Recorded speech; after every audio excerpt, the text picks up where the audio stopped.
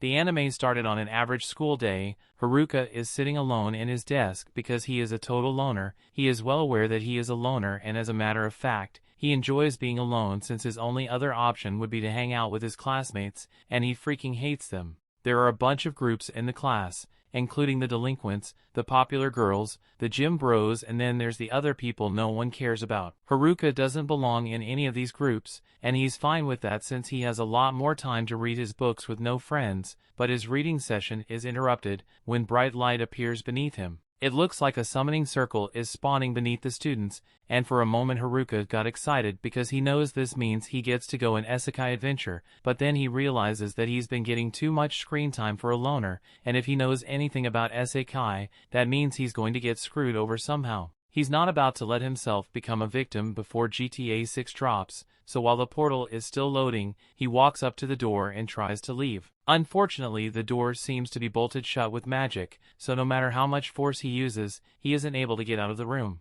The portal is almost done loading, so his classmates begin disappearing, fading away, and as a last-ditch effort to avoid his otherworldly fate, Haruka decides to crawl into the ceiling vents to wait out the summoning circle. He jumps up and manages to crawl his way into the roof of the class, but just when he thought he was safe, the summoning circle followed him through the roof and he ended up getting summoned anyway. It sucks that he couldn't stay on Earth, but since he already knows how this kind of thing goes, he expects some kind of fat king or pretty princess to show up soon and ask for his help or something. However, that's not what happens, as Haruka sees a bald old man frantically waving his arms around and panicking at the sight of Haruka. Apparently the old man is God, and he was the one in charge of the summoning, and has already sent all of Haruka's classmates off to the other world. But because Haruka came up with the idea to hide in the ceiling while he still ended up getting summoned, his summoning was delayed, so God needs to send him to the other world quickly before he gets in trouble for this mess. He tells Haruka that he will get abilities to help him in the other world, but since he's late, all the good abilities have already been chosen, so the only things remaining are all the leftover ones that no one wanted.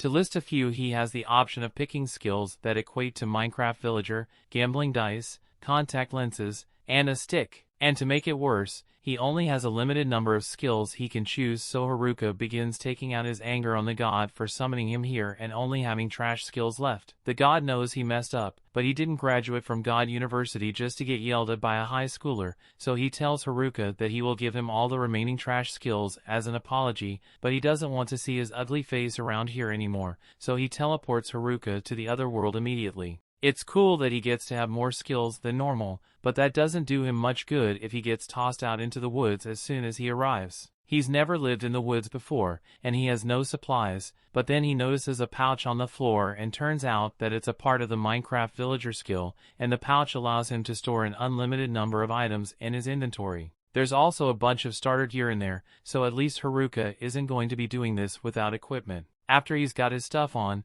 he decides to check his stats, but thanks to the gambling dice, he needs to roll a number to get stat points. He just goes with it and throws the dice on the ground. So as a result, he ends up with a score of M, and he has no idea what M means, so he just decides to put the M points all into his luck stat. To his surprise, when he opens his stat window, his luck stat is completely maxed out, making him wish he used it on something better. He continues looking through his stats, and to his surprise, aside from all the trash skills, he actually gained 2 unique skills as well. Because he is such a loner on Earth, he will be unable to form a party in this world, even if he wants to. But in exchange, his second skill allows him to force monsters to serve him because he wouldn't be able to make any friends otherwise. Haruka is a bit disappointed that he won't get a chance to make a harem for himself, but is what it is. Right now he's more concerned with the fact that he doesn't see any of his classmates nearby, and he finds that strange since this is supposedly the starting location. But then again, he never cared about them before,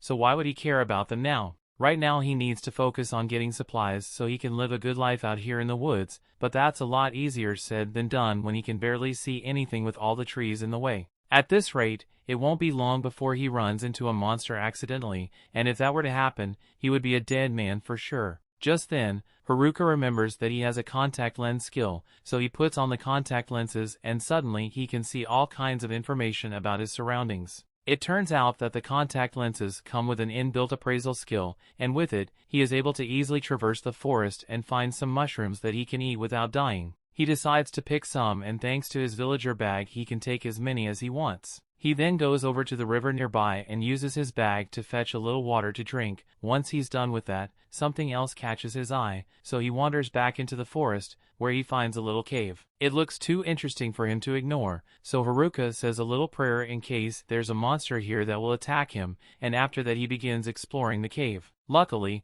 it looks like there aren't any monsters here, and this place is quite spacious, so if he decides to make this his base of operations, he pulls out a tent and a magic lantern from his bag to set up camp, after which he then proceeds to light a small fire with his temperature control magic so he can stay warm for the night. Coincidentally, using his temperature magic once allowed him to unlock a new fire, and being wary of monsters made him acquire several detection skills as well, but Haruka's only attack skill as a stick, so he still needs to figure out a way to defend himself. The next morning, Haruka wakes up with a jolt, so nervously leaves his tent. Into his relief, it looks like there weren't any monster attacks overnight. He is safe, all thanks to the anti-monster properties of his useless skill items, but even he is safe from harm, it doesn't mean he's safe from her hunger, so he busts out a frying pan and cooks up some of the mushrooms he gathered yesterday. And if you're wondering where he got the frying pan, he was just sitting there in his villager bag alone, the full set of kitchen knives and some beef jerky. So far that bag has been the most useful thing in Haruki's arsenal, so he wonders what kind of villager stocked it up before he got it. Any case, now that he has eaten, he needs to figure out what he's going to do from now on, so he heads outside and takes a little walk to think. For now,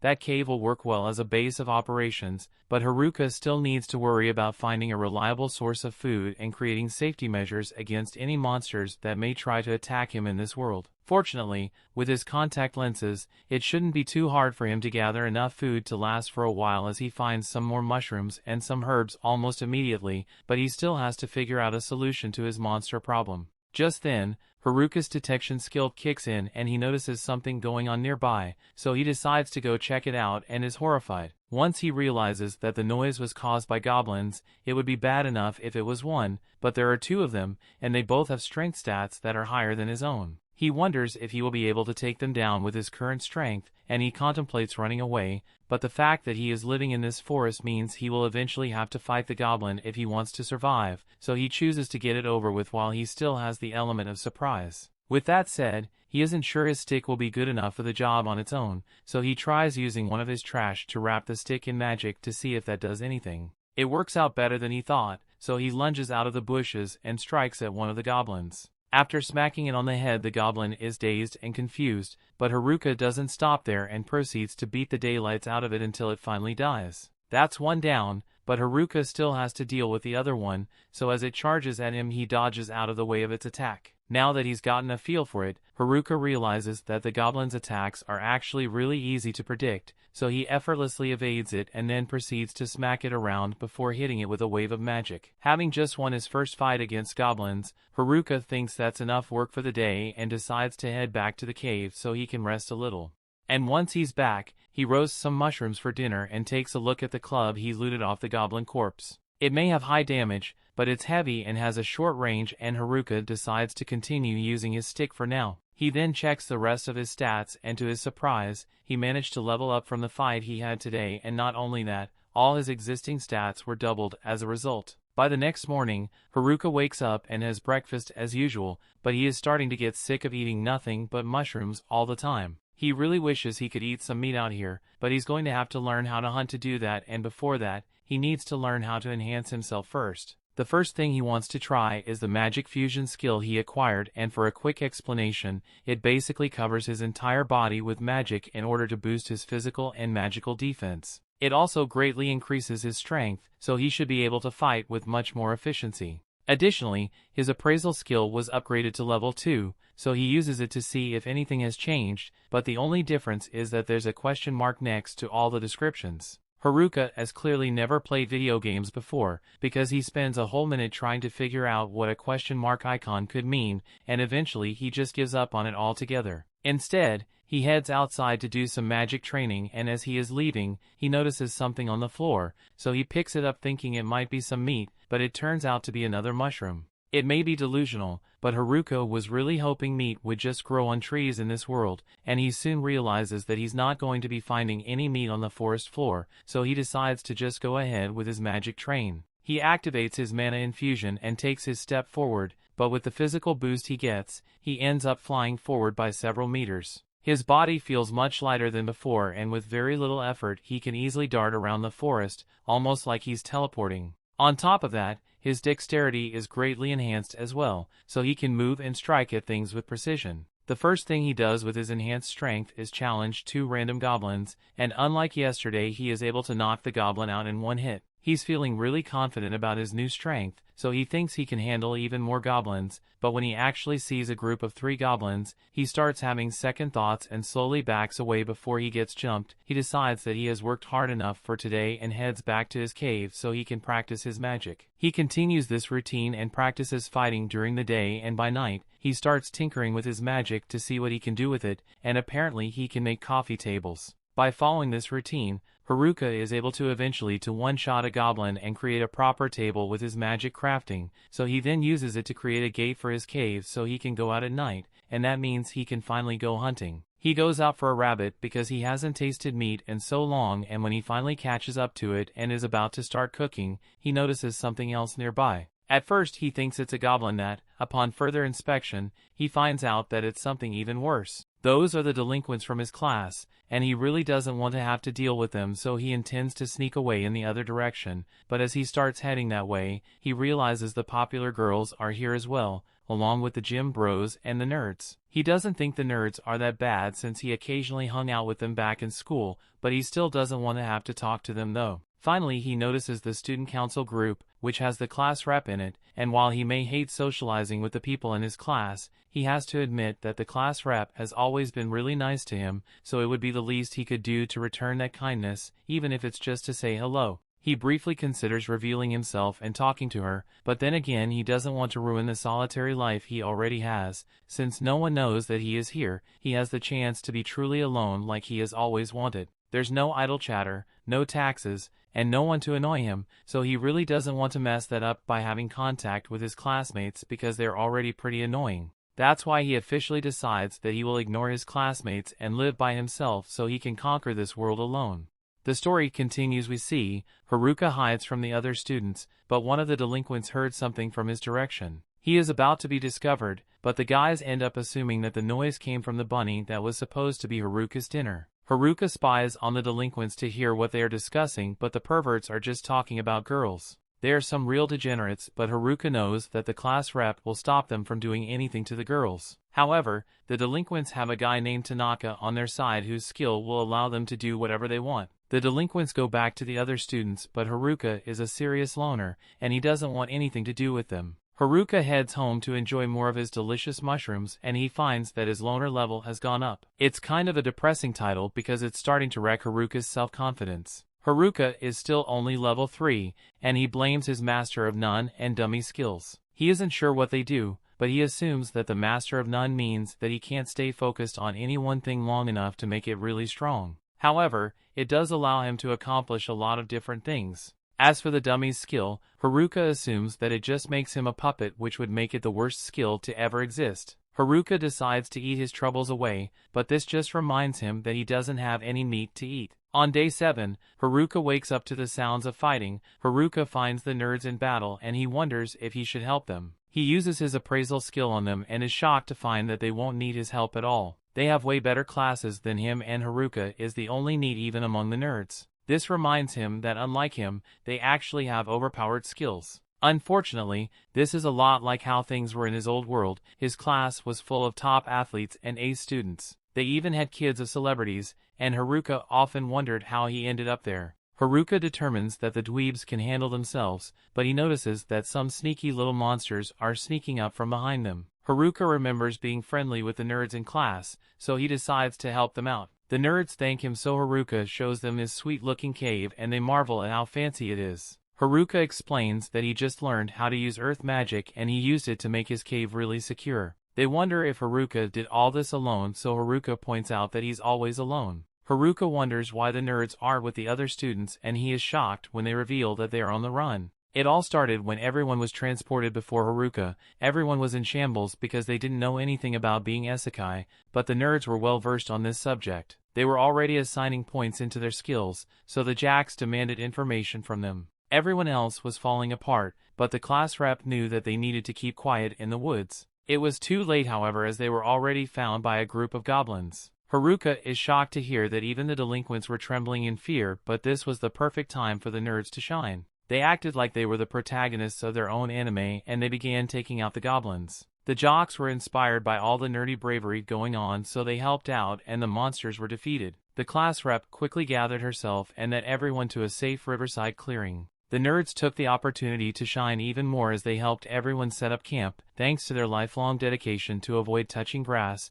they became experts in all things isekai, including survival. The class rep organized everyone and put them to work. Soon enough, everyone came together and began working as one. This didn't last long, however, as the popular girls decided that they don't want to work anymore. The class rep tried to explain that their best chance of surviving by sticking together, but the group started to fall apart. They were all tired of working so hard, so they just left all the responsibilities to the nerds. The class eventually fell apart completely, and there was nothing the class rep could do. From then on, only the class rep, the nerds, and a couple of other students did any work. The other students were just so lazy, so the nerds began to resent them. They were even in charge of doing all the fighting. The nerds were super dependable though, as they just wanted to get stronger and level up. This was because they saw what skills the delinquents picked. Some of the skills they chose were charm and puppeteer, two abilities that grant control over other people. The nerds knew that the delinquents had bad intentions, so they were leveling up to stand against them. The delinquents were working hard to level up as well because they needed to in order to use the skills.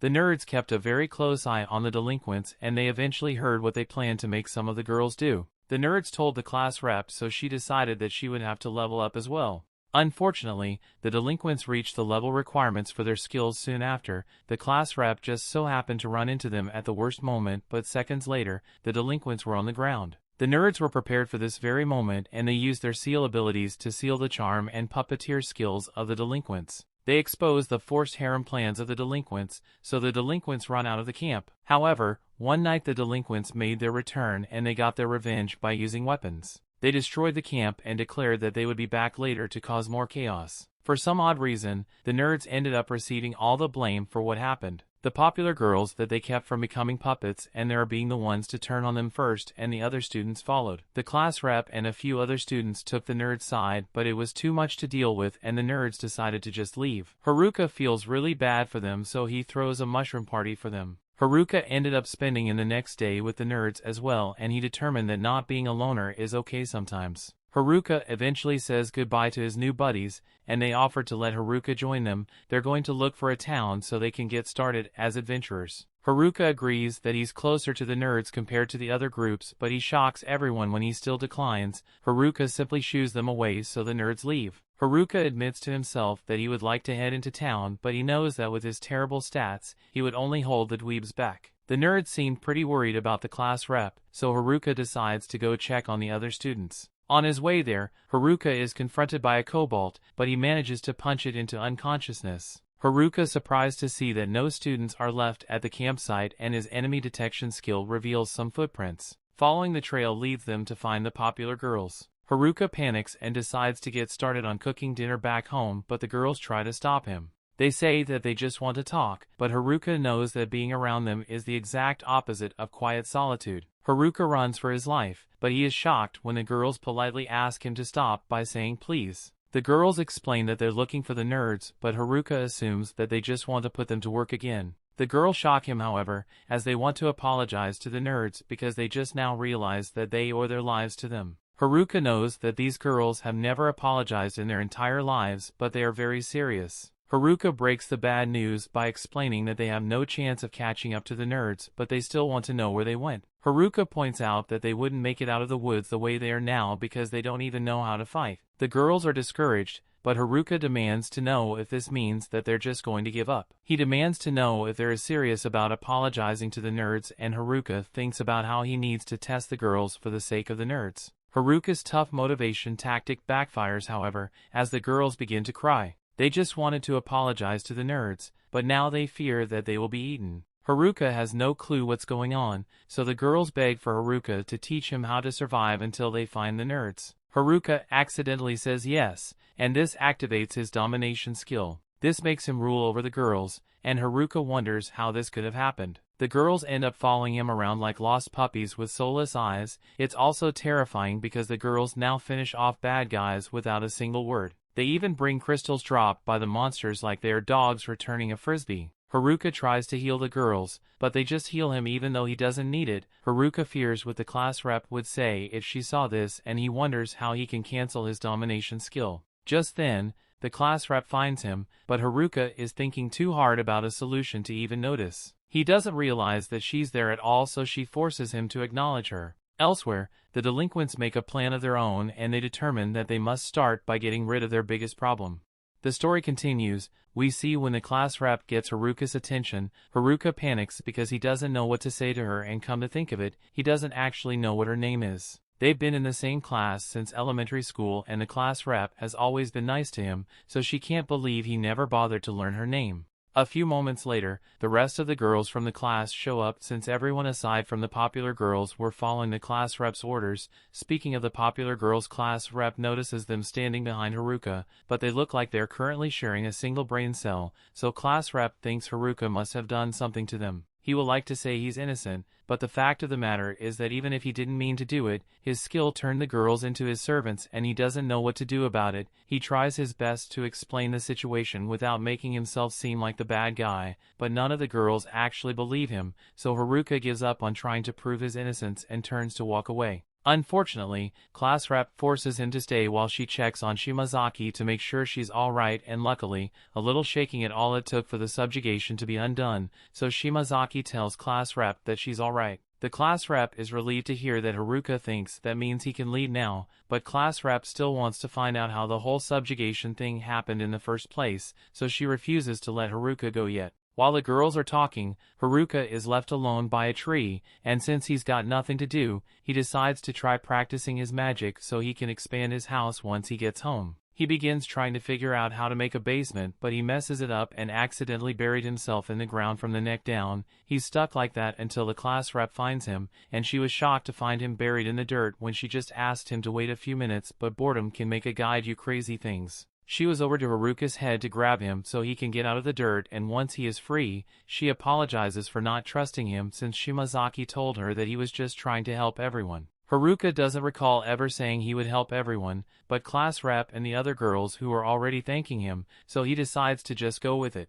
Since everything has been settled, he wants to head back home, but the girls start getting mad because he wants to leave them out in the wilderness without helping at all. Class rep realizes Haruka just mentioned having a home, so she asked him about it, and Haruka explains that he had some spare time on his hands, so he just kind of built a house. Class rep can't believe he managed to build an entire house by himself while they've been struggling to manage a camp, and the other girls are extremely impressed as well, so they called a meeting and began talking amongst themselves. Class rep asks how many people Haruka's house can accommodate, and from the way he designed it would fit about 240 people, but he have to move some furniture around and empty the indoor pool though. Class rep is really jealous of how well Haruka is doing for himself, and as much as she hates to bother him, she asked if she and the other girls can stay with him for the night since they are all currently homeless. Haruka freaks out because it's one thing to invite guys to stay over for the night, but this is an entire class worth of girls and is having a hard time controlling himself. Once he calms down, Haruka begins leading them all to his house, but because of all the time he has spent roaming these woods, Haruka is far better at getting around. One of his skills even gives some helpful pointers to keep him going in the right direction. Eventually, Haruka makes it back to his house with the girls, and after catching their breath, they are stunned by the magnificence of Haruka's house. It's been so long since they've had a roof over their heads or gotten to experience the wonders of indoor plumbing, so as soon as Haruka mentions that there's a bath over in that direction, the girls start frantically running towards it and strip down right there in front of Haruka. There's no way he can handle spending an entire night in the same room with all of them, so he sets up a tent so he can be alone and prepares to go to sleep. Just then class rep walks into his tent because there's something she wanted to talk to him about. First of all, she thanks him for all his help because she wouldn't have known what to do without him. After the nerds left, the gym bros decided to leave as well, so the girls were all left on their own. It's been tough, but now that they've had a bath and a good meal, the girls are all in high spirits once more. Still, even though the things worked out eventually, class rep feels that she has failed as a representative because she couldn't do anything to help the class's situation by herself. Haruka thinks she's being a little too hard on herself because up till now she's been the one protecting the girls and kept them together. That may be true, but class rep says it just got lucky because they didn't run into any monsters out there, but if they had, she would have been powerless to protect the class, unlike the nerds.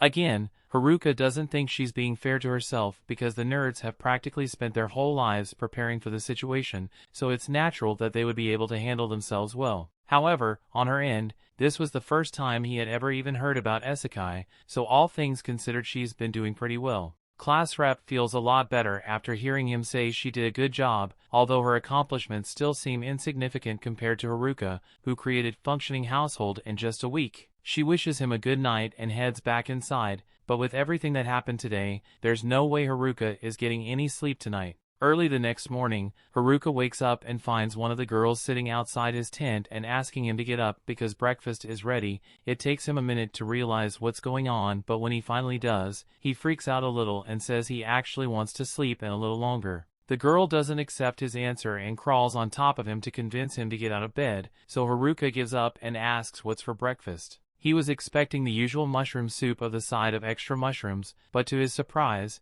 breakfast is actually fish today, and he is so excited that he accidentally headbutts the girl. The girl was slightly hurt, but Haruka couldn't care less because he finally gets to eat something other than mushrooms, and he absolutely loves it. Class rep doesn't understand why he is so excited to be eating fish when he has been living next to the river this entire time, but while that may be true, Haruka simply sucks at fishing, so he has never been able to catch any. For the girls to be so used to eating fish, they must have a reliable method of catching fish, so Haruka asks to see how they do it. Class rep agrees and takes Haruka at the river along with one of the girls who has a lightning magic skill, and asks for how she catches fish. She kind of just electrocutes the water until the fish stop being alive. Haruka is really impressed, so he pleads with her to do it one more time, and while the girl doesn't really want to, she agrees anyway since Haruka is helping her out. She spawns another lightning ball, but before she could throw it in the river, Haruka takes the lightning ball and seals it with his packing skill. He then tosses it in the river and is able to catch some fish as well, but on top of that, he also acquired lighting magic, so he won't be needing Lightning Girl's help anymore. Class rep asks what he just did, so Haruka explains that by using his packing skill on a particular element he can gain that kind of magic. It's probably an effect caused by a combination of his many skills, which is definitely useful, but he still doesn't think it's impressive since he still only has a bunch of useless skills.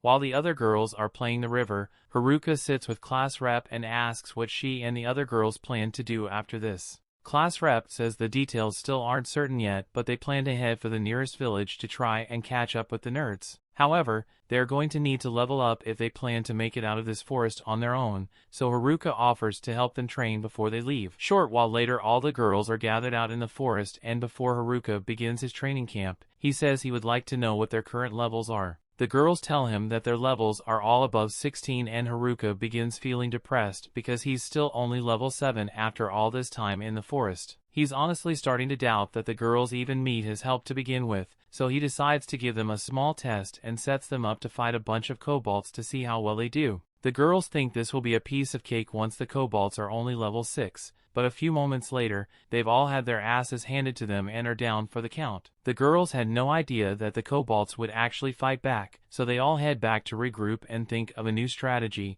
and for some reason the strategy meeting is taking place in Haruka's magic tent. They can all fit since Haruka's tent is able to expand, but he still has no idea why they chose to come here. After a little deliberation, the girls head back out and they are sure they won't lose this time. Haruka is glad that they seem motivated, but he honestly doesn't think they'll be able to win this time either. Once they've left, the girl from this morning approaches Haruka and says she wants to apologize for her behavior this morning. She was intentionally getting close to him just to see if he would try to take advantage of the situation if given the chance. She admits that she didn't trust him at first, but he gave him a place to stay, food to eat, and is even helping them learn how to fight, so she feels like she can trust him and she'll be back to wake him up tomorrow with his breakfast. Haruka is glad she trusts him and says he's looking forward to seeing her tomorrow, although he doesn't know her name, so he's just going to call her Fish Girl. The next morning, Haruka is happy to receive the fish from Fish Girl, but then he hears the other girls talking about going out to fight kobolds again for revenge, but before they can leave, class rep calls them back and says they need to train first because they are definitely going to lose again if they go back to fight now. She suggests they should practice by fighting goblins, but when they actually start a fight against the goblins, it doesn't go well for the girls. Despite this loss, some of the girls still think they are ready to fight the kobolds, although a bunch of them pretend to be sick to avoid having to fight anymore. Haruka doesn't think this is going to end well, so he's prepared to intervene if necessary. However, to his surprise, the girls actually learn from their mistakes against the goblins and work together to take down the kobolds. Class rep congratulates them all on their victory and Haruka is relieved because this means that girls can handle themselves and won't need to stay with him anymore. He believes he can finally get back to his life as a loner, but class rep comes over and thanks him for agreeing to come with them to the nearest village. He knows for a fact he never said he would join them, but the class rep is really insistent, so he caves in and agrees to go with her. A little while later, everyone has packed their stuff and they are ready to leave the forest, but Haruka reminds them that they don't know what they might run into out there, so they should all keep their guard up. At the same time, in a different part of the forest, one of the boys from the class is seen running for his life, when he makes the mistake of turning around and trips over a rock. He is now cornered by his attacker and has nowhere to run, so he ends up getting strangled to death on the spot. The story continues. We see Haruka's top priority right now is ensuring the safety of the girls, since the delinquents are sure to come after them, and to do that, he needs to get them out of the forest. A little while later, Haruka runs into a giant orc, and he sees this as a good opportunity to teach the girls how to defend themselves properly, so he tells them to stand back and watch how he handles it. He charges at the orc with his stick, so the orc raises its club and tries to clobber him into the ground, but when it looks down and realizes our boy isn't there anymore. Haruka is currently hiding behind a tree, and with how slow the orc is, it will never hit him, but if Haruka wants to fight back, he needs to think of a plan. He remembers the nerds telling him that physical attacks aren't effective against orcs, so the safest bet to defeat them is use a bunch of magic. Haruka pulls up his stat window to check if he has any usable magic, and he's got all the elements at his disposal, thanks to his packing skill, but before he gets the chance to use any of them, the orc finds his hiding spot and uses its club to destroy the tree, so Haruka is forced to dodge its strikes until he has finally had enough and appears behind the orc with his stick before knocking it to the ground. It turns out that the orc died from that, and he wasn't expecting that since physical attacks aren't meant to work against this thing.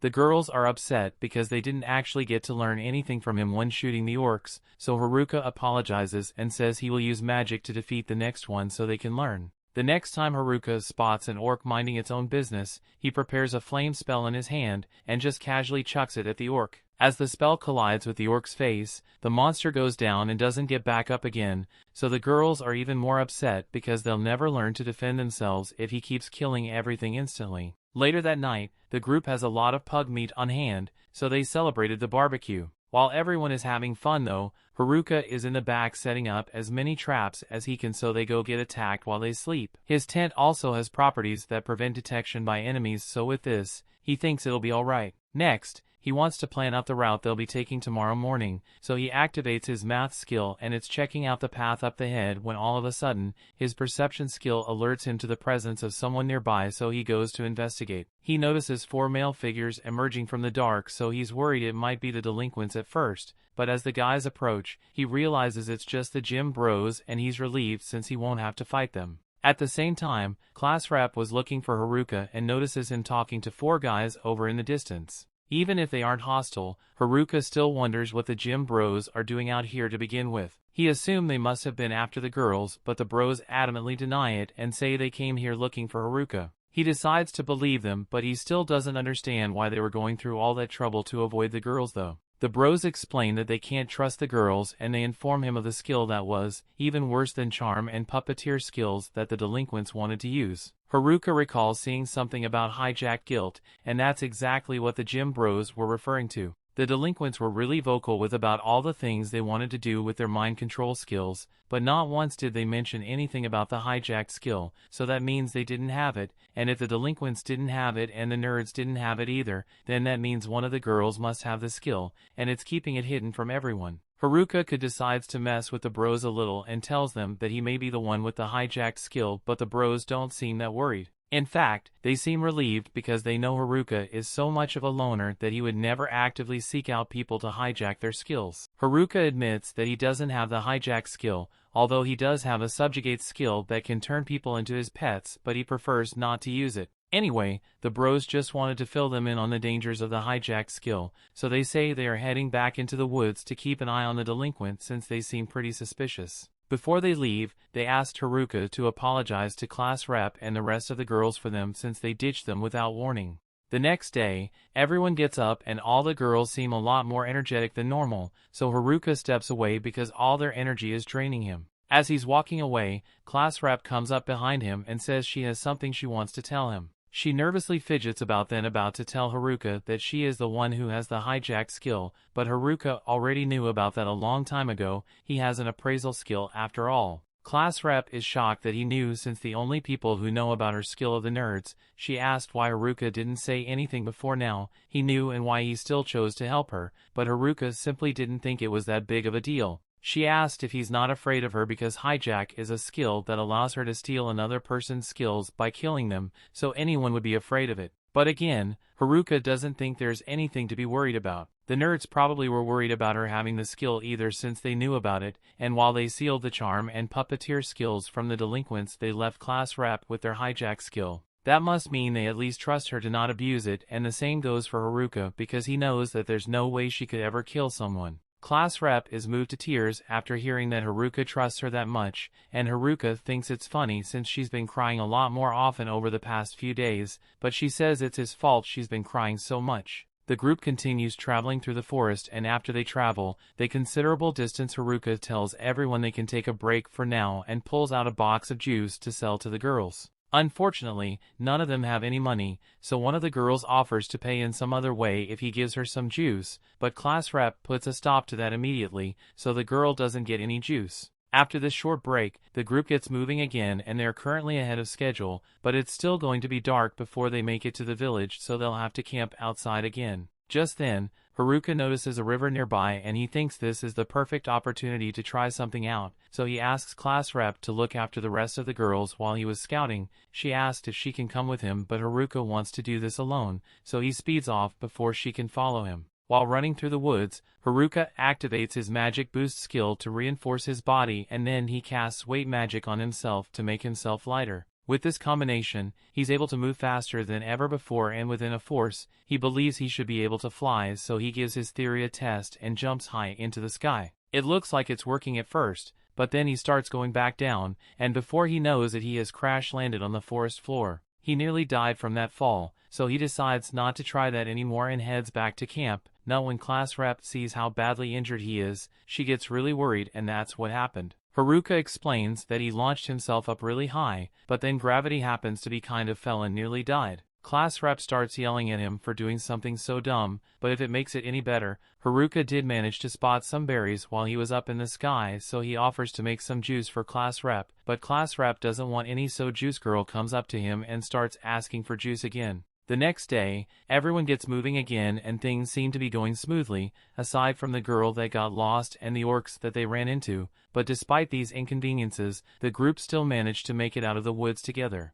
All the girls are ecstatic to finally be out of the forest since the village shouldn't be much farther now, but Haruka is a bit on edge since they are vulnerable out in the open like this. The hills are blocking his views and can't tell where the village is, so he looks into his stat windows to see if there are any skills in there that could help the situation, and to get surprised, there is a new airwalk skill. He must have gotten it from his failed attempt at flying yesterday, so he tries it out and sure enough, he starts walking on air. Class rep notices that Haruka is gone, so she starts looking around for him and is shocked to see him floating in the air. Haruka looks down at her and says he just wants to do some scouting to make sure the road up ahead is safe. He looks out into the distance and things seem pretty peaceful at first, but then he notices a group of villagers being attacked by wolves. He comes back down and tells class rep that he didn't see much aside from a couple of people being attacked by wolves. Class rep thinks they need to go help them, but just because they are being attacked by monsters doesn't mean they are good people. All the girls think they should hurry over save the people, but at this distance none of them will make it in time even if they run, and what if the people turn out to be bandits or something? He personally doesn't want to take any risks that would put the group in danger, so he suggests that they should just ignore them and keep going. He begins walking away and the class rep grabs his arm and pleads with him to reconsider. She says that if the people turn out to be bandits and tries to attack them, then she will fight them off, but in case they turn out to be good people, she wants to save them. Haruka already knew class rep would be determined to help people even if it puts her in danger. But as things are, the girls still suck at fighting and there's not much they could do to help, even if they went, so Haruka says he will handle it by himself instead. The people are too far away for him to run to, and even if he tries, the weight magic from yesterday, he probably still won't make it, so he decides to try something new. He casts the magic boost and weight magic on himself. As a final touch, he using a powerful wind spell to act as a propellant. The spell is so powerful that class rep ends up getting caught in it, but Haruka doesn't notice if he blasts off and is headed straight for the villagers. While using airwalk to keep himself airborne, Haruka notices something tubing on his cape, so he turns around and is shocked to see class rep hanging onto him for dear life. She is terrified and explains that she got sucked in by his wind spell, and they are way too high up for her to let go at this point, so she's tagging along for the ride. As they start getting close to the villagers, class rep tells Haruka to stop, but about that he never actually thought a way to stop, so they end up crash landing in the middle of the fight between the villagers and the wolves. As a result, class rep is knocked out, all the wolves are instantly killed, and the people are left in utter disbelief. While class rep is still out cold, the leader of the group thanks Haruka for saving them and introduces himself as Ofter and his friend as Gatek. If Haruka hadn't shown up, Ofter's entire party may have been wiped out, so he's truly grateful to him. Haruka asks what they are doing out here, so Ofter and Gatek explain that wolves have been attacking merchants out in these plains, so the Adventurers Guild put out a request for the wolves to be exterminated, and they thought they could handle it at first, but they quickly got overwhelmed. Their carriage has been destroyed, so they are going to have to carry everything back to the village by hand, and since there's not much for Haruka to do until the rest of the girls catch up, he decides to share some of the roasted mushrooms he carries on himself for emergencies. Gatek is surprised Haruka would share something like this with them, since these are stamina-capped mushrooms and they are extremely rare, because they restore a person's stamina almost immediately. The rest of the girls from class soon show up and they are excited to meet the elf and knight ladies and Ofter's party, so they all get along well. Ofter offers to lead them all to the town he came from, so before long, the group arrives at the town of Omui and they are excited to finally be back in civilization. Meanwhile, back in the forest, the delinquents have been leveling up a lot over the past few days, and now that they've got a good amount of experience, they intend to go after the girls and get their revenge, but before they do that, they have to get their puppeteer and charm skills unsealed, so they will go in after the nerds first. The story continues. We see the girls excitedly run through the city streets while appreciating all the amazing stuff civilization has to offer, but class rep reminds them that they don't have any money, and they still got a ton of stuff to do. She then runs off to round up all the girls, and Haruka smiles, because now that he has successfully helped everyone make it to the city, they shouldn't need him anymore, and that means he can go back to his peaceful learner lifestyle. Class rep is having a hard time getting the girls to behave themselves, so she asks Haruka to help her out a little, but Haruka is already relaxing and with the shades since his job is done. She gets upset, and while she understands that, he is relieved that they are finally in the city, there's still a lot of stuff they need to do. She blows on her whistle to get all the girls' attention, and once they've all filed in, she goes over the plan she came up with. First, they'll all head over to the Adventurers Guild and sell all the items they collected on their way here, and once they've done that, they will register with the guild and rent a room in an inn for the night. And while they are doing that, they can also ask if anyone has seen the nerds come through here recently. It's a good plan, but the popular girls are offended at class rep is treating the nerds like some unimportant side quest, and class rep apologizes, but Haruka makes fun of the popular girls for caring about the nerds so much. A little while later, the group makes their way to the Adventurers Guild, and it's a lot more intimidating than Haruka had expected. Everyone inside is giving them dirty looks already, and he really doesn't want to head inside, but Ofter tells him the guild master wants to meet with him. It sounds like bad news, so Haruka tells class rep to get all the girls registered while he goes to see what the guild master wants. He hands upstairs, and all the people here look even scarier than the ones downstairs, so if he's put on edge, he finds Gatek waiting at the end of the room, and he leads Haruka into the guild master's office, where he comes face to face with this scary-looking man, but it looks like he was worried for nothing because the guild master just wanted to thank him for saving Ofter and his party. After that's done, Haruka heads back downstairs and he notices a counter, so he assumes that's where you go to sell magic stones and heads over as the attendant. The attendant confirms that he can sell his magic stones here, so Haruka dumps a bunch of stones out from his bag, and there's a lot more where that came from that the attendant asked him to stop because he's already dropped 2 days worth of overtime on her desk. So she just asked him to come back tomorrow so she can finish appraisal all of these first. Haruka doesn't mind waiting, and the girls are all done registering as adventurers anyway, so Haruka needs to hurry up and register as well. He probably walks into the registration room to get himself assessed, but once the assessment is done, the guild worker tells Haruka that he is too weak to become an adventurer. The guild requires people to be at least level 10 before they can register to become adventurers, and even then, you have to be at a party or qualify. If Haruka wanted to register as his solo adventurer, he would have to be at least level 20, but he's only level 9 right now, and his loner skill prevents him from forming a party, so he's going to be unemployed for a long time. Later that night, class rep leads everyone to the lodging that the guild prepared for them, but once they finally make it there,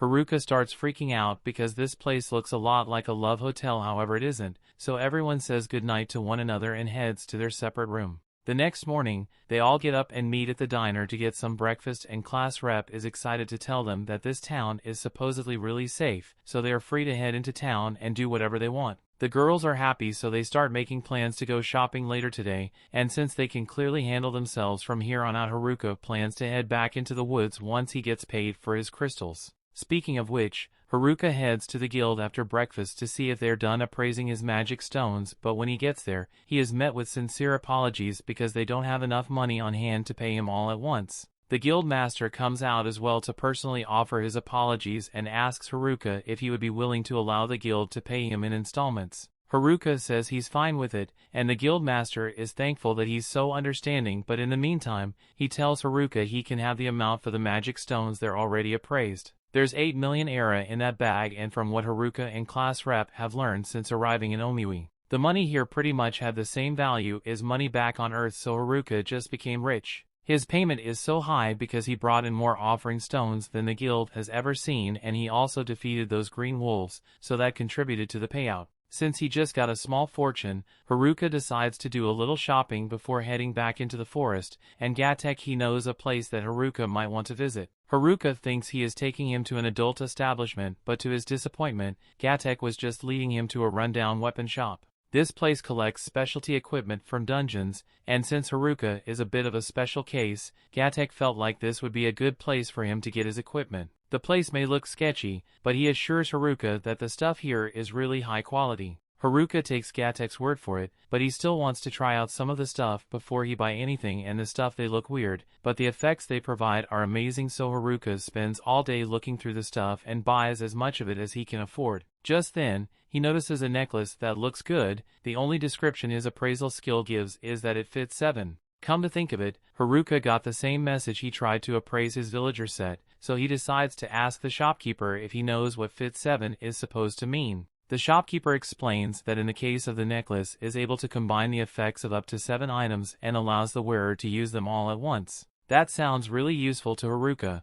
and if the effect also applies to his villager set, then that means he can stack even more effects onto his equipment. It's about to begin sorting through all the items for the best effects to combine, but just then, class rep shows up and starts yelling at him for staying out so late. Haruka realizes that he has been here for a while, but he still has a lot more stuff he wants to try out. However, as he is holding one of the items and suddenly starts reacting, and before he realizes it, all the items in front of him get combined into one. The shopkeeper is understandably pissed because Haruka hasn't actually paid for anything yet, and all the stuff costing well over 10 million to acquire. Haruka starts panicking because he doesn't have that much money, so Gatek pleads with the shopkeeper to accept Haruka's 8 million instead. The next day, Haruka is soaking over the fact that he just wasted all his money, so now he is completely broke. He would like to go outside and gather for more crystals, but people aren't allowed to leave town to hunt monsters unless they are registered as adventurers, and he already tried to sneak out with some of the girls, but class rep caught him and started yelling him some more,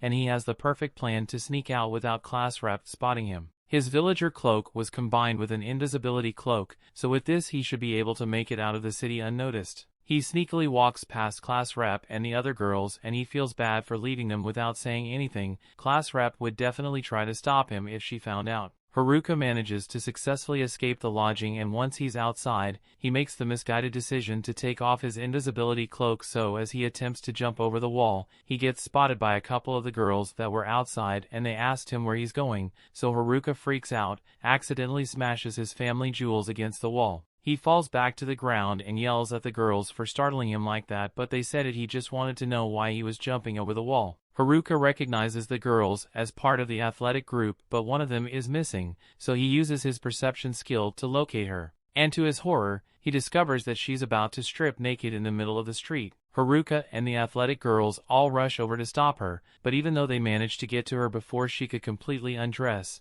Haruka's escape plans have been ruined. The next day, all the girls are heading out to complete a quest for the guild, and Haruka asks if it will let him join them, but class rep refuses because she doesn't trust him after he tried to ditch the crew yesterday. She assures him that they will be back in no time, and Haruka says he will wait, but as soon as class rep and the others have left, he starts smiling because he has no intention of waiting for them. He has learned from his mistake yesterday, so he keeps his cloak on and waits until he is outside the city gates before he takes it off. He's officially made it out of the city and nothing is stopping him from making it back to his house in the forest, but as he is running, he notices a bunch of destroyed buildings over in the distance. Normally this would be a long side quest, but Haruka just wants to get back to his house, so he completely ignores it. He also sees a horde of goblins, which would be a great source of experience if he took the time to slaughter them. But once again, he just wants to head back to the forest, now this time as he is running and notices a carriage being attacked by bandits, and this is pretty hard to ignore, especially since the people inside are asking for his help, but ultimately, he decides to just ignore it and keep moving. However, as he's trying to leave, the bandits attack him, so he tries to explain to them that he doesn't want to get involved. The bandit refused to leave him alone though, so he's forced to take action and absolutely roast them with a single fire spell. The staff Haruka is holding as a result of one of the items combination he got stuck with, and it turns out that it's pretty powerful. As the bandits get back up, Haruka once again tries to talk his way out of the fight, so he tells the bandits that they should just leave him alone if they know what's good for them. The bandits admit that Haruka's magic is powerful, but since they assume magic is the only thing he's good at, they all decide to attack him in close quarters. However, Haruka is easily able to knock them down with one strike each. The bandits can't believe they are losing to a single kid, so they ask what Haruka's job is. He is still unemployed, so that question stings a lot. The bandits decide to check Haruka's status, so they know what they're up against. But as soon as they see it, he's only level 9 and decides that they can beat him if they use their weapon skills, even though they've been losing so far. Weapon skills are only available from level 20. So Haruka doesn't have any, and from what he knows, weapon skills are really powerful, so he gets a little worried. The bandits begin using their weapon skills, but while it is certainly dangerous, they keep yelling out their attack before they use it, so Haruka is easily able to dodge until they all pass out from exhaustion. Just then, he notices a girl approaching him from behind, and this is the last thing he wanted because this looks like an unskippable side quest. The girl's name is Marielle and she's from a noble family, so she wants to thank Haruka for helping her, but now that she thinks about it, Haruka did try to ignore her at first, so she's not sure if she should be thanking him. Regardless of his initial intentions, she still really appreciates him stopping to help her, and she's a favorite ask of him. Her father is the lord of a certain city, and she was hoping Haruka would accompany her back to the city since she fears for her safety. Haruka doesn't want to at first, but she mentions something about rewarding him for his help, so he decides to go with her after all. Along the way, Marielle asked him where he was coming from when he met her, so Haruka begins ranting about the shitty city he just came from because the guild didn't have enough money to pay him. They refused to register him as an adventurer, and the city wouldn't even let him leave without a permit. By now, Marielle realizes which city he's talking about, and she begins crying because she hadn't realized how little Haruka thought of the city her father runs. After seeing her reaction, Haruka realizes that she is the daughter of the Lord of Omui, and that means this carriage heading back there, so he really regrets agreeing to help her. Meanwhile, back in the forest, the gym bros and the delinquents are squaring up for a battle because the gym bros refuse to let the delinquents do anything bad to the girls, and the delinquent leader has no problem with murdering the gym bros if he has to, but as he raises his sword, he gets stabbed through the back. The story continues. We see both the gym bros and the delinquents are shocked to see this, but as the rest of the delinquents try to avenge their friend, the first one to attack just gets stabbed as well. The last two decide to strike at the same time for better odds of winning, but the unknown attacker is easily able to take them down as well. After seeing this, the gym bros realize they are outmatched, so they attempt to run away, with the assailant is too quick for them to escape, so he appears in front of them and begins menacingly walking forward. Meanwhile, Haruka has just been dragged back to town by Marielle that he really didn't want to come, but Marielle started crying, so he decided to go with her just to be nice. Once he arrives at the Lord's house, Marielle leaves him alone for a minute, so he takes a look around, and it certainly looks like a nice house, but that has nothing to do with Haruka, so he immediately starts heading for the front door so he can leave. However, before he can do that, Marielle gets back and she's upset that he's trying to leave because she specifically asked him to wait while she changed her clothes. She tells him to just wait a little longer because she still has to do something to thank him, and Haruka doesn't want to. But since she's so insistent, has no choice but to listen. He may have been against staying here at first, but once Marielle shows him the feed she had prepared for him, he completely changed his attitude. Marielle did this as her way of showing Haruka some appreciation, but she's starting to get annoyed because Haruka is totally ignoring her. While he's stuffing his face with food, Muriel asked one of her maids to bring the rest of Haruka's reward, so a pouch of money is brought, and while Haruka acknowledges it, he doesn't seem all that excited. As a bonus, Mariel noticed the Haruka isn't registered with the city, so she was through the liberty of getting a custom ID card made for him which will grant him permission to leave to enter the city anytime he wants. That's a really cool gift, but Haruka stopped paying attention after he received the money, and has been much more focused on the dessert that was brought to him. The next day, class rep and the rest of the girls begin questioning Haruka about what happened last night. Haruka explains to them that he was just summoned to the local lord's mansion, and while class rep knows he isn't lying, she doesn't understand why the local lord would want to see Haruka in the first place. Haruka chooses to keep his explanation vague so they don't find out about how he met Marielle during his failed escape attempt. Eventually, girls let it go and decide to go out on a mission, but before they leave, class rep reminds Haruka he's not allowed to leave town, and Haruka seems oddly compliant this time. But that's just because he knows there's nothing stopping him from leaving town once the girls leave. With this custom ID he can finally get out of town without any hassle, but before he goes, there are a few things he has to do first. He uses his money to buy some new equipment, eats as much good food as possible, and then starts writing a note for the class rep to find so she won't get mad about him leaving. He writes down that he's going back to the forest to check on the gym bros, and while he's just writing it as an excuse, he really is worried about those muscleheads. He heads outside, and after presenting his ID he is allowed to leave town, and this time he won't let himself get distracted by any annoying side quests. Before long, Haruka returns to the woods, and he's glad to see that everything is still the same as it was when he left it. He can't wait to get back to his house, but while he's not paying attention, Orc sneaks up, attempts to smash his head in. Fortunately, Haruka's stats are way too high for something like that to work on him, so he just one-shot the orc with his staff. He finds it weird that an orc would appear around here since they are usually only found a lot deeper in the forest,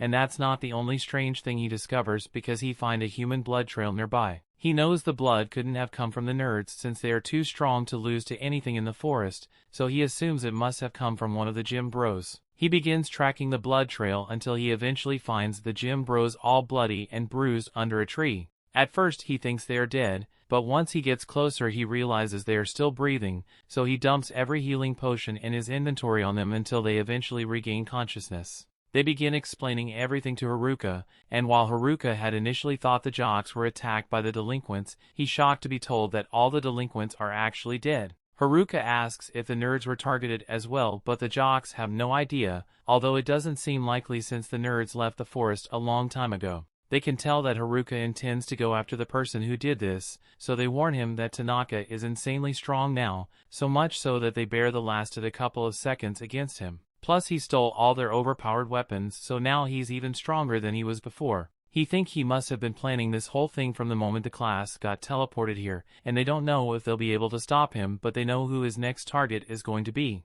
Of all the students left alive, the most likely target is going to be class reps since she has the hijack skill. Haruka certainly thinks it's possible that Tanaka will go after her for her hijack skill, but the only people who knew about the skill were class rep, the nerds, and Haruka, so he wonders how the info got out. The jocks were only able to figure it out because Tanaka kept asking for class rep's location, and when they couldn't give him the info he wanted, he beat them up within an inch of their lives. They didn't want to go looking for class reps since that would put her in danger, so they came to the area around Haruka's house in hopes that he would find them before they died. with how strong he is and are sure they'll be able to win if they all fight together, but Haruka doesn't know if he really wants to get involved in a battle like this in the first place. He specifically wanted to avoid side quests, but if class rep is being targeted he has no choice but to put a stop to it. However, he makes it clear to the jocks that this is a battle that he will be fighting alone. The jocks tried to talk him out of it since going alone is insanely risky, but when they see the look in his eyes they realize he is serious about it. They agree to let him go alone. Haruka tells them they should just head to town in the meantime and meet up with the rest of the girls, and while they are there, they have better apologize to class rep for ditching the group earlier. As the jocks leave, Haruka thinks to himself that it might have been beneficial to have them fight with him, but he can't risk having all of them fight at once since Tanaka manages to overpower them. There would be no one left to warn the girls. The safest option is for him to tackle this alone and to make sure he's ready for the battle when he eventually faces Tanaka. At the same time, back at the village, class rep is worried sick after realizing that Haruka has left the city. The other girls tell her there's nothing to be worried about since Haruka will definitely come back. Back in the forest, Haruka is thinking over his game plan against Tanaka because the jocks told him that Tanaka has incredibly powerful weapon skills. Even the weapon skills have no name. Bandits are frightening, but something Haruka learned after dealing with them is that a weapon skill animation can be cancelled for it is started, so Tanaka tries to use a weapon skill on him. He will have to try and take advantage of that weakness.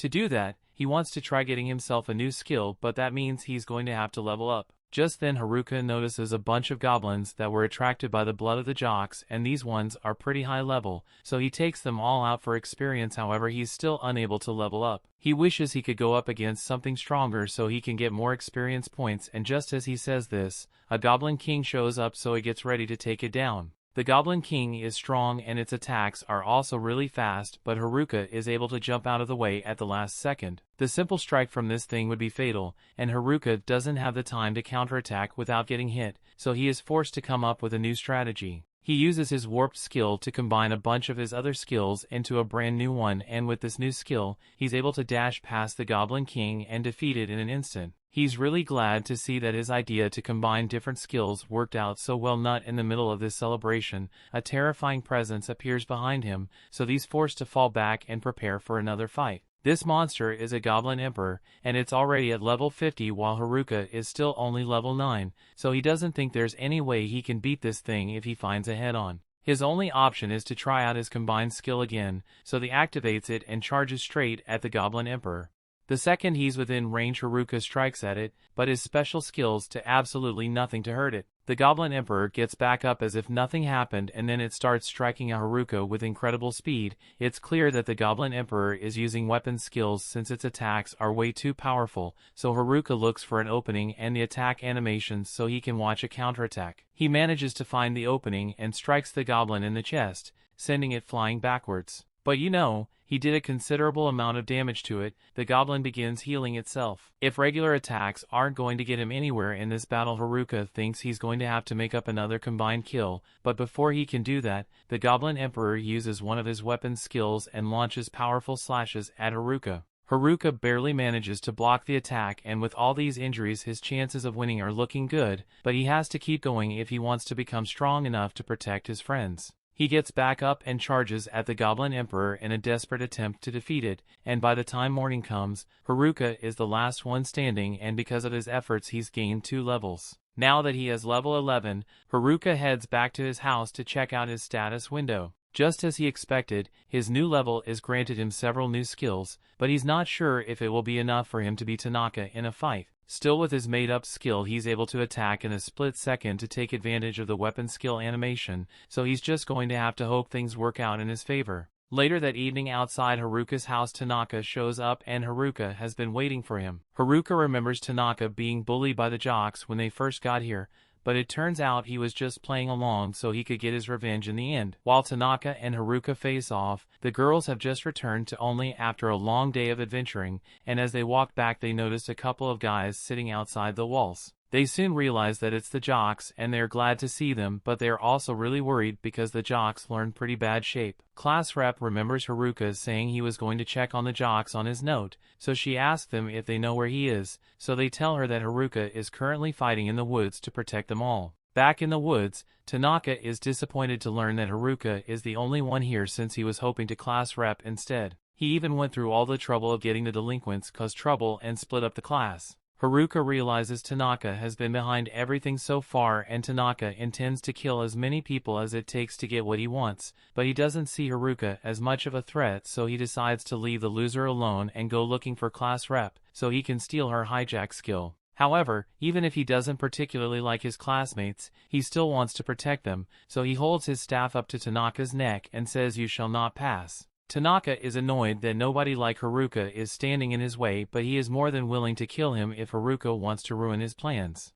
The story continues. We see Tanaka creates a shockwave and launches at Haruka, so Haruka raises his hands to defend himself. Before he left the white room, Tanaka saw that there were only trash skills left on the skill board, so even if he doesn't exactly know what skills Haruka has, Tanaka is sure he must be superior to someone like him. Tanaka then uses his magic to conjure and launch several rocks at Haruka, but as Haruka tries to defend himself again, Tanaka uses a tweak skill to hinder his movements, so Haruka is frozen in place for a second and just barely able to dodge out of the way before the rocks could crush him. Even though he can still move, he's a lot slower than normal as a result of Tanaka's skill, and Tanaka intends to take full advantage of Haruka's debuff, so he begins spawning crystal spikes beneath him. Haruka manages to evade all the spikes by jumping side to side, but he won't be able to keep this up for much longer. Tanaka commends Haruka for surviving this long against him, but before he finishes Haruka off, he has one question he wants to ask. He wants to know when Haruka first started suspecting him of being up to no good,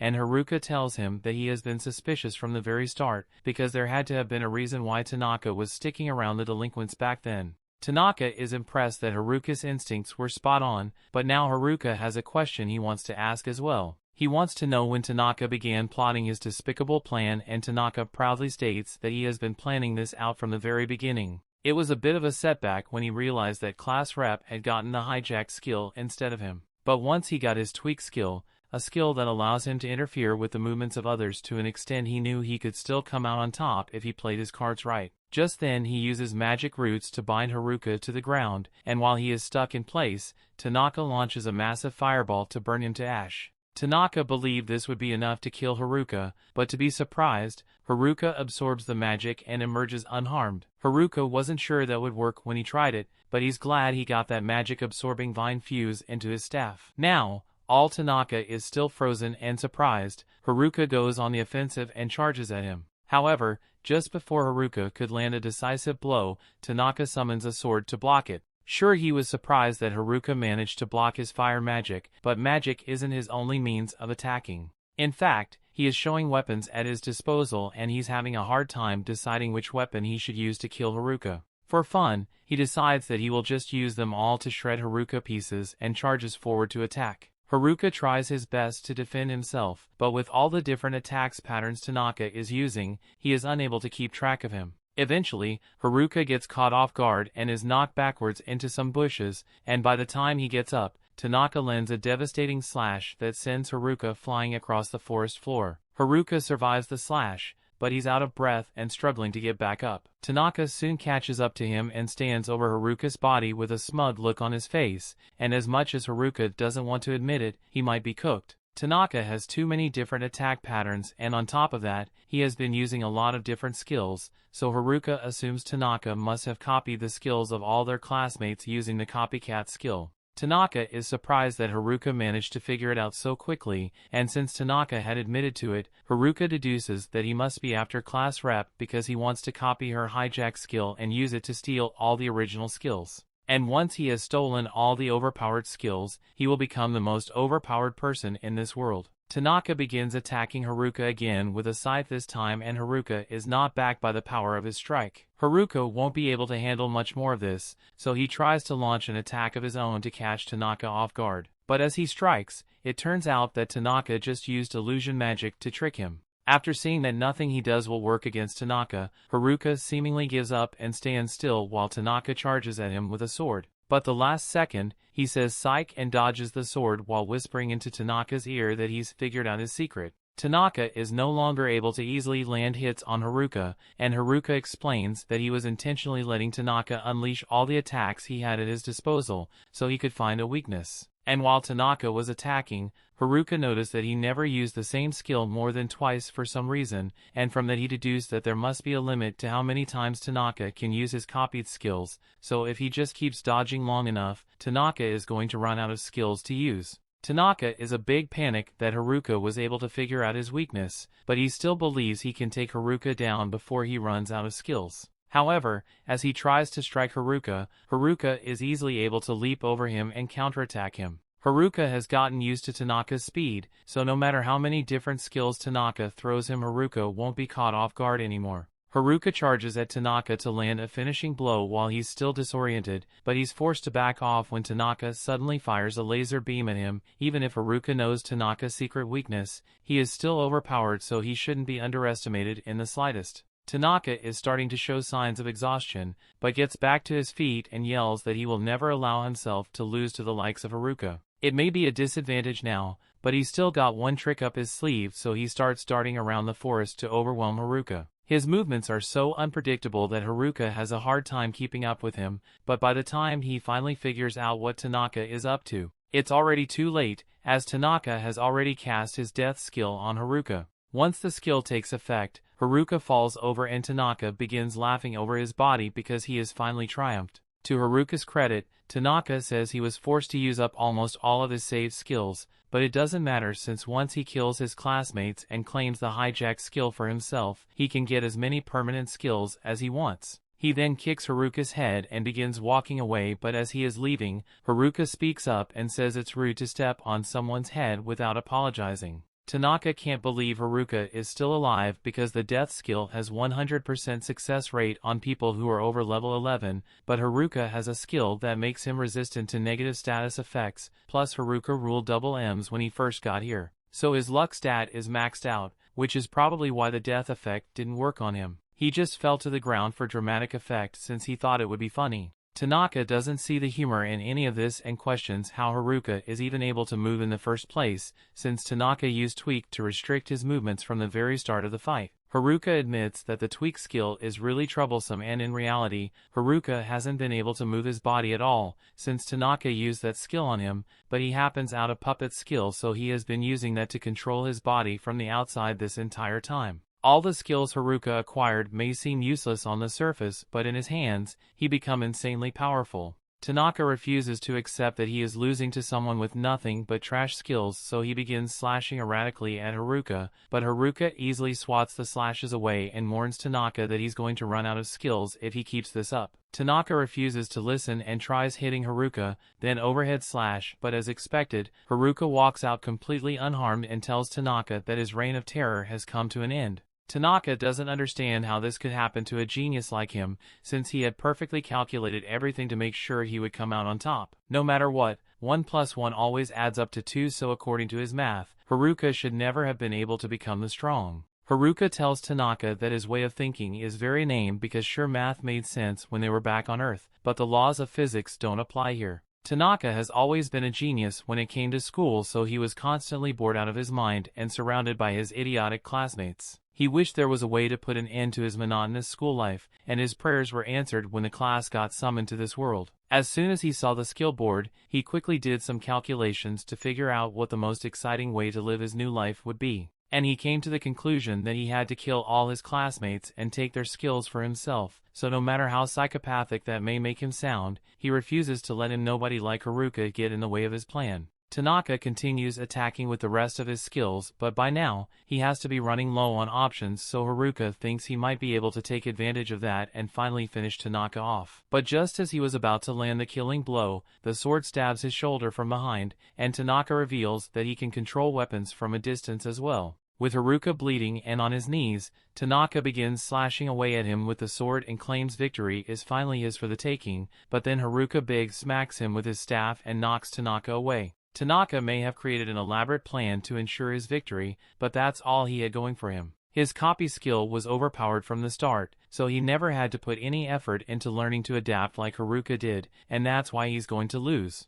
Tanaka desperately tries to stab Haruka with his sword skill, but Haruka is way ahead of him and takes him out with his made-up skill. With this, Tanaka is fatally wounded and falls over dead. Even though Haruka ended up winning this battle, he was still badly wounded in the process, and all the pain came rushing back to him the second he relaxed. On top of that, all the skills he used during the fight have left him completely drained, so he is on the verge of passing out. However, just before he hits the ground, Haruka is caught by the nerds. He's glad to see them, but he really wishes they had shown a lot sooner, so they could help him with the fight. They may have missed all the fighting, but they are here to help now. Haruka is grateful for the help, but he wonders how they even knew he was out here. So they explain that class rep found them just as they were leaving the dungeon. So she told them all about the fight Haruka was in, and they couldn't just stand by and let him handle it all by themselves. So they took off ahead into the woods to help him. Eventually they all make it back to the city, and all the girls are out standing by the gate to greet Haruka. They are all really worried about him and say they have a feast prepared in his honor. But all the attention is making Haruka feel really awkward. Just then, the leader of the gym bros comes out to see Haruka, but as a bro, he doesn't need any words and just dabs Haruka up in celebration of his victory. Now that that's done, the girls suggest that they all head back to the inn, since the baths are ready and they could all use a good scrub down, so they drag Haruka off. Meanwhile, the popular girls stay behind and finally apologize to the nerds like they've been meaning to do. The nerds are surprised by this, since they never would have expected these girls to show such humility, but they've come to understand they were wrong for how they treated the nerds, and they really appreciate everything they did for the group. It looks like all the story arcs have been wrapped up quite nicely, so Haruka believes there's no need for him to stay here any longer. So he begins sneaking away to return to his life in the woods. However, before he could get away, class rep spots him and asks where he thinks he's going. She was so worried that he might end up dead from his fight, and now that he finally back is trying to leave again. Haruka apologizes, so class rep says it's fine as long as Haruka doesn't try to ditch them again. And this time, all the girls will be watching him, so there's no way he's getting away from them again. That brings the episode to an end. Thanks for watching. Want next part? Subscribe the channel and turn on notification bell.